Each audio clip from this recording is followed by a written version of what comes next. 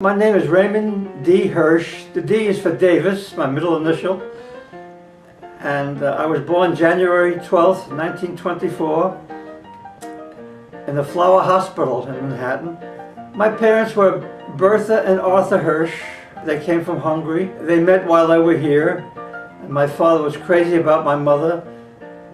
She was a beautiful woman, and he ran after her, and eventually they were married.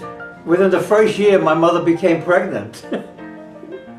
And they didn't want a kid right away, so she told me that she tried to have a miscarriage by jumping off the kitchen table and other things.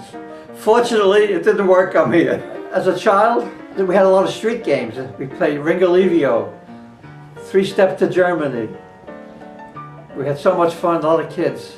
Where I lived in the Bronx, terrific. There were 3 hills, so when sleigh riding was a great time. You go for 3 or 4 blocks. Oh, I was stickball champion. I placed very good. You know, we used to have a thing that if you hit a home run, we had sewers in the street. You hit over 3 sewers, and we played with a ball called a Spalding. It was a very lively ball, and we used to have in the neighborhood. We used to play other neighborhoods. 25 cents a man. Now 25 cents was a lot of money in those days, in the 30s.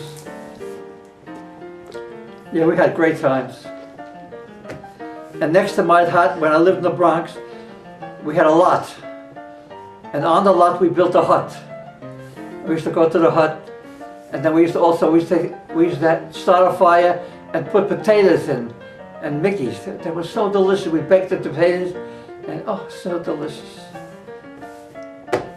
Yeah, I had a wonderful childhood, a lot of friends. We had an iceman deliver ice. Now you have a refrigerator. People didn't have phones in those days. They used to have people call them to go to the candy store. Now you have a cell phone. I don't have to use the oven anymore. I have the microwave. We lived primarily in the Bronx. We had apartments. It was the 1930s, the Depression came, and it was very rough. My parents invested all the money that they had in buying a dress shop to sell dresses. And unfortunately, when the Depression came, you couldn't give dresses away. And they finally went bankrupt.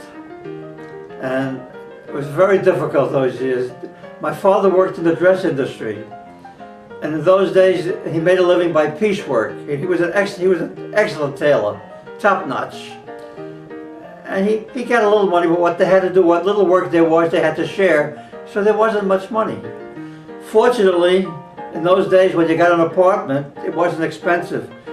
$35, $40 a month.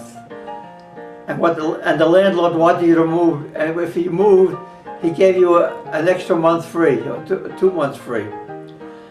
I think around 1935, my father got a job in the union, the International Ladies Garment Workers Union. He became a business agent. And at that time, he got a salary of $50 a week, 50. And on that money, we lived like kings. When you see the prices today, like the Subway was 5 cents, a hot dog was 5 cents. You could buy candy for a penny then. And people were very nice to each other. And I think today, everybody's kind of selfish. They're involved only with themselves. And they used to send lots of clothing to their relatives in Europe. Things were very bad in the 30s. Hitler started to rise. Nobody knew quite that he was going to be that terrible for the Jews.